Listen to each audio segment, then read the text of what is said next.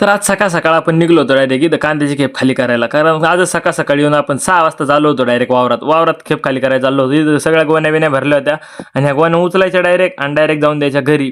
घरी बी अशाच नाही टाकायच्या, डायरेक्ट द्यायच्या वखरीत टाकून. मग काय आपण डायरेक्ट केली वखरवर आणि डायरेक्ट केलं चालू टाकायला काम.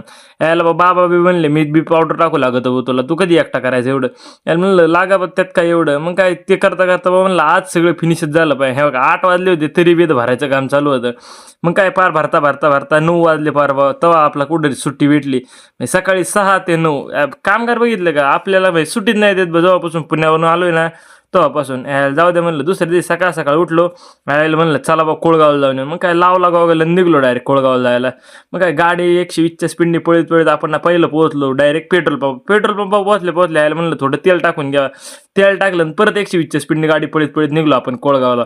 तेवढ्यात जाता वातावरण बघितलं तर यायला म्हणलं पाऊस बी येऊन जाईन जाईनच्या नादात आपण चाललो होतो दाळा न्यायला डायरेक्ट शिरलो हार्डवेअरच्या दुकानात.